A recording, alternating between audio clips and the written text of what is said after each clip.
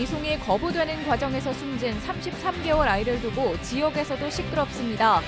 경찰과 보건당국도 본격적인 조사에 나섰습니다.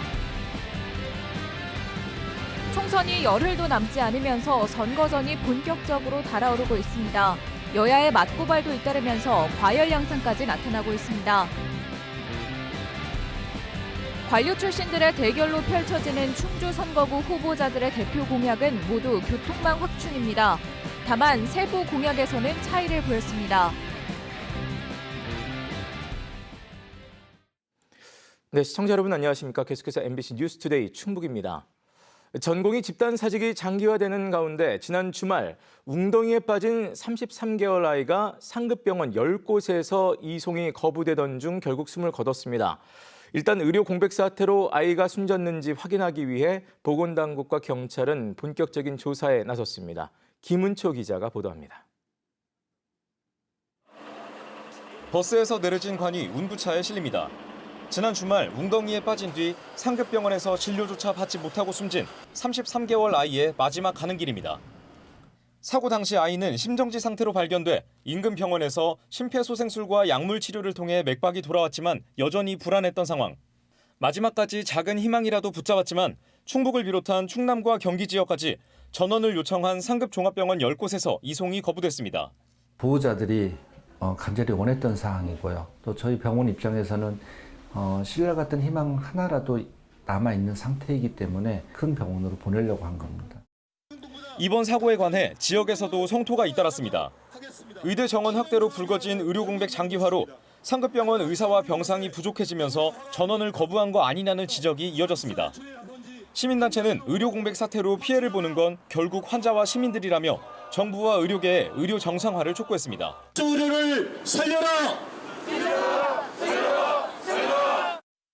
김영환 충북지사는 충북의 열악한 의료 현실을 냉정하게 진단하고 개혁의 길로 가야 한다며 의대 증원의 중요성을 다시 한번 강조했습니다.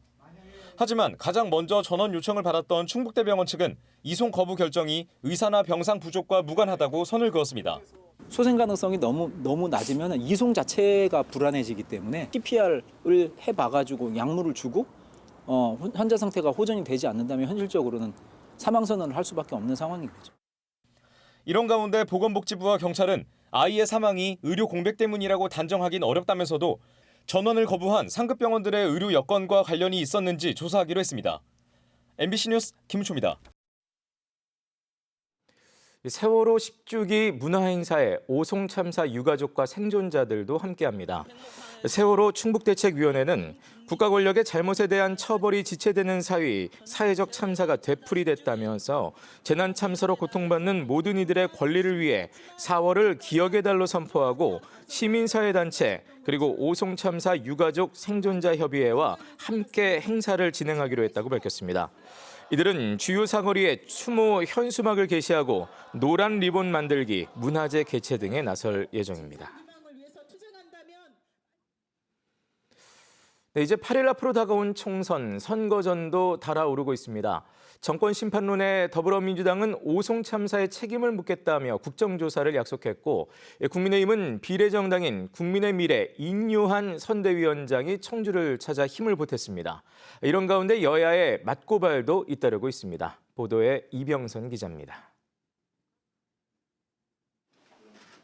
더불어민주당 청주권 총선 후보들이 오송 참사와 관련한 5대 약속을 발표했습니다. 참사 발생 10개월이 돼가도록 진상규명과 책임자 처벌이 이루어지지 않고 있다며 22대 국회 개원과 함께 국정조사와 법적 제도적 개선에 나서겠다고 밝혔습니다. 22대 국회가 개원이 되면 제가 제일 먼저 당의 대표와 지도부에게 오송 국정조사에 대한 필요성을 강력하게 제기를 하겠습니다. 국민의힘은 비례정당인 국민의 미래 인요한 선대위원장이 청주 곳곳을 돌며 지원에 나섰습니다. 충북대학교 캠퍼스를 걸으며 젊은 층을 공략했습니다. 되면은 열심히 도울게요. 약속합니다. 유세와 별개로 여야의 맞고발도 이어졌습니다.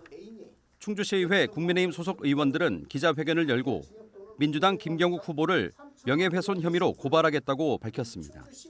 자신들이 10년 동안 같은 당 이종배 후보에게 후원금을 낸 것을 공천 대가로 볼 수 있다는 김 후보의 TV토론 발언이 허위라는 겁니다. 곧이어 기자회견을 연 김경욱 후보 측은 대가성의 여지, 지방 분권에 대한 부정적 영향을 말한 것으로 공천 대가라고 단정한 사실이 없다고 맞받았습니다. 또 국민의힘 충북도당은 논평을 통해 김경욱 후보가 업자로부터 금품을 받았다는 언론 보도에 대해 납득할 만한 답이 안 나오면 공천을 취소해야 한다고 주장했고, 이에 대해 김 후보 측은 전혀 사실이 아니라는 글을 SNS에 올렸고 언론중재위 제소, 선관위 고발 등 모든 수단을 동원해 책임을 묻겠다고 밝혔습니다. 동남 4군에서도 여야의 고발이 과열 양상으로 번지고 있습니다. 여론조사 장비를 구입한 적이 없다는 국민의힘 박덕흠 후보의 TV토론 발언에 대해 민주당 충북도당이 허위사실 공표로 선관위에 고발한 데 이어 국민의힘 충북도당은 예비후보 등록 전 점퍼 착용 등 다수의 선거법 위반 혐의가 있다며 민주당 이재한 후보를 선관위에 고발했습니다. 지역 여야의 공방이 치열해지고 있는 가운데 비례정당 지지율에서 돌풍을 일으키고 있는 조국 혁신당도 충북 유세를 이어가고 있습니다. 지난 휴일 비례대표 후보들이 청주를 방문해 육거리 시장 상인들과 만나 대화하고 상가를 돌며 지지를 호소한 데 이어 이번에 비례 투표는 9번 찍어주세요. 오늘은 충주 시내를 돌며 득표전을 이어갈 예정입니다. 한편 음성진천 통합추진위원회는 음성진천 통합시에 대한 주민 찬성 여론이 높다며 민주당 이모선, 국민의힘 경대수 후보에게 이에 대한 의견을 내달라고 질의했습니다. MBC 뉴스 이병선입니다. 충청북도 선거관리위원회가 이른바 당선 축하 파티 논란의 국민의힘 박덕흠 의원 지지자 3명을 제3자의 기부 행위 등의 혐의로 청주지검 영동지청에 고발했습니다. 대상자는 지난달 27일 옥천의 한 식당에서 박 의원 지지 식사 모임을 주최한 사람과 식사 비용을 부담한 사람, 그리고 박 의원을 모임에 참석하도록 주도한 소방간부 등 3명입니다. 이 가운데 소방간부는 공무원 신분으로 정치적 중립 의무를 위반한 혐의도 받고 있습니다. 한편 공천 축하 자리에 초대받아 20분 정도 머물다 나왔다는 박덕흠 의원은 이번 고발 대상에서 제외됐습니다. 오늘 10일 치러지는 국회의원 선거에 참여하는 충북의 유권자가 137만 2,300여 명으로 확정됐습니다. 이는 4년 전 21대 총선보다 1.4%인 18,500여 명이 늘어난 것으로 전체 충북도민 149만 1,030명의 86.3%에 해당하는 것으로 집계됐습니다. 시군별로는 청주시가 72만 165명으로 가장 많았고 단양군이 2만 5,300여 명으로 가장 적었습니다. 연령별로는 60대 이상이 가장 많은 34.8%를 차지했고 4년 전 총선부터 선거에 참여한 10대 유권자는 2만 7,500여 명으로 2% 비율을 보였습니다.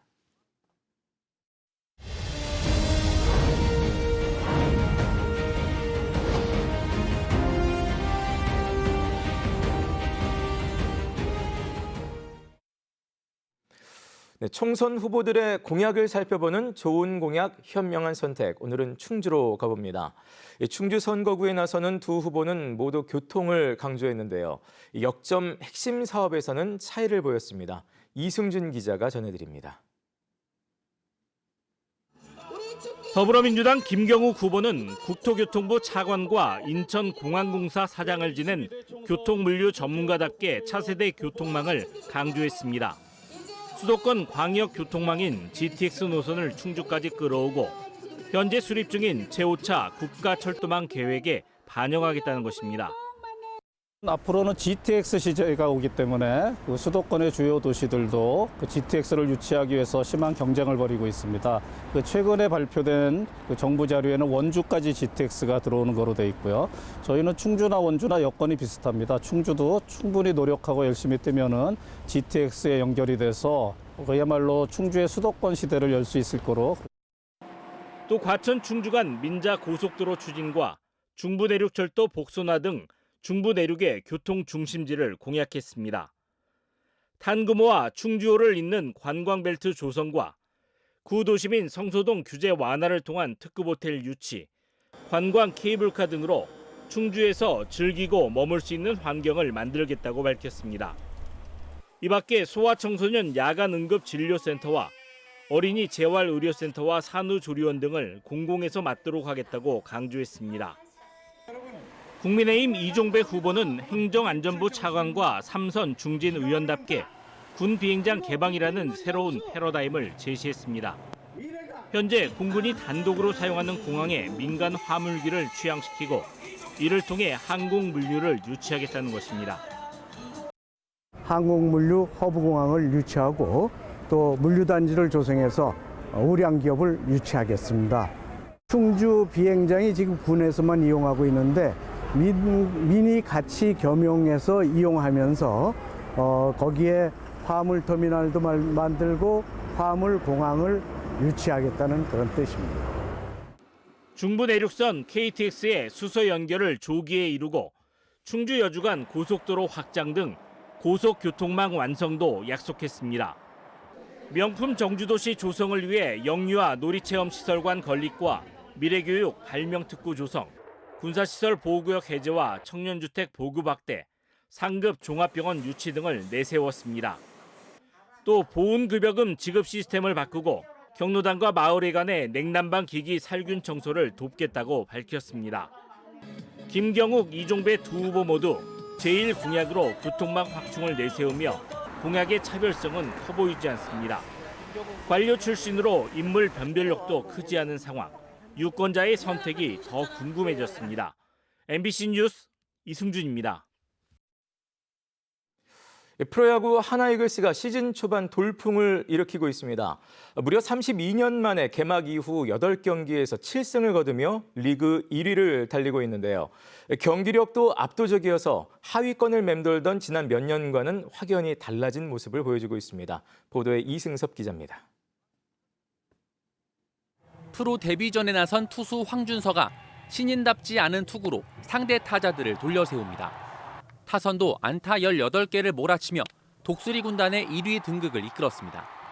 한화가 지난해 우승팀과 준우승팀, 3위 팀을 상대로 7연승을 기록하면서 올 시즌은 다를 거라는 팬들의 기대감이 커지고 있습니다. 작년에 9등을 했기 때문에 그거까지는 안 될 것 같기는 하지만 그래도 마음속으로는 항상 한국 시리즈 우승하는 거를 꿈꾸고 있어요. 99년 이후로 한 적이 없으니까. 한화 상승세의 가장 큰 원동력은 탄탄한 선발 투수진입니다. 7연승 기간에 선발 투수 6명이 승리를 따냈고 유일하게 선발승이 없는 류현진도 홈 개막전에서 퀄리티 스타트를 기록하며 여전한 9위를 보여줬습니다. 크게 욕심 부리지 않고 제가 매 로테이션 거리지 않고 잘 던진다고 하면은 그래도 좋은 한 해를 이뤘다고 말할 수 있을 것 같고요.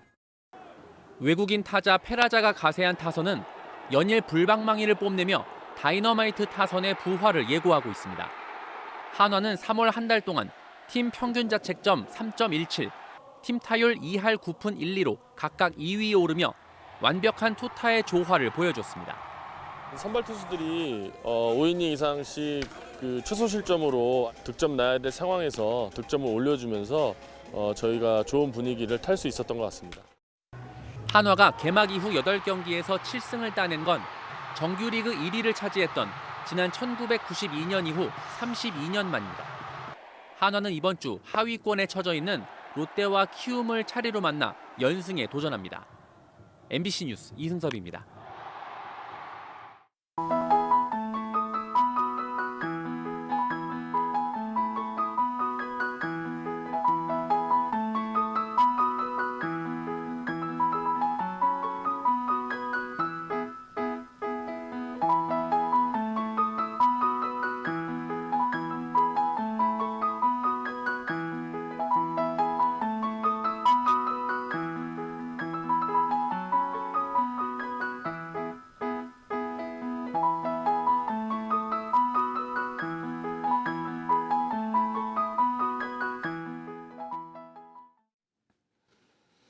청주에서 세종을 거쳐 대전 반석역까지 운행하는 자율주행버스가 4대로 늘었습니다. 해당 노선은 청주 오송역에서 세종 고속시외 버스터미널, 대전 반석역까지 구간으로 충청북도는 세종시와 함께 어제부터 자율주행버스 2대를 추가 투입해 운행을 시작했습니다. 충청북도는 올 하반기부터는 운행 구간을 청주국제공항까지 확대하고 자율주행 버스도 한 대 더 추가 운행할 계획입니다. 충청북도가 인도 유학생 유치를 위해 어제 김영환 지사와 고창섭 충북대 총장 그리고 인도대학 관계자들이 참석한 가운데 영상회의를 열었습니다. 인도의 세계대학 관계자와 인도 학생 50여 명은 영상회의에서 충북형 K 유학생 제도에 대한 의견을 나눴습니다. 앞서 충청북도는 인도에 파견단을 보내 상위권 세계대학 학생 135명에 대한 수요 조사를 했고 충북대 외국인 석박사과정 대학원생 채용 사업과 연계하기로 했습니다. 증평군과 충북 인삼농협이 학교급식에 증평 인삼 가공식품을 무상 공급합니다. 지원 대상은 증평 지역 10개 초중고등학교로 증평군은 매달 2차례씩 학생 4,700여 명에게 충북 인삼농협에서 생산한 인삼 가공식품을 무상 제공합니다. 한편 지난 2022년 기준 증평 지역에서는 140개 농가가 80헥타르에서 인삼을 재배하고 있습니다. 음성군이 고물가와 고금리 등으로 어려움을 겪고 있는 소상공인들을 돕기 위해 지역 화폐인 음성행복페이에 카드 수수료를 지원합니다. 지원 대상은 음성군의 주소를 두고 연 매출액이 400만 원 이상 3억 원 이하인 음성행복페이 가맹점이며 카드 수수료 0.25%가 지원됩니다. 다만 유흥 단란주점, 사행성 업종은 지원이 제한됩니다.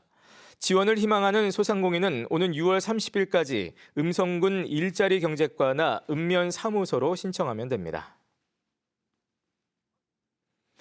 청주 공예 비엔날레 예술 감독으로 강재영 전 감독이 다시 위촉됐습니다. 청주 공예 비엔날레 조직위원회는 공예 비엔날레 집행위원회가 추천한 차기 예술 감독 후보자 3명에 대한 심사를 거쳐 강재영 전 감독을 내년도 청주 공예 비엔날레를 이끌 예술 감독으로 재위촉했습니다. 강 감독은 지난해 공예 비엔날레를 통해 누적 관람객 30만 8천 명, 만족도 89.1%를 기록하며 공예 도시 청주의 위상을 높였다는 평가를 받았습니다.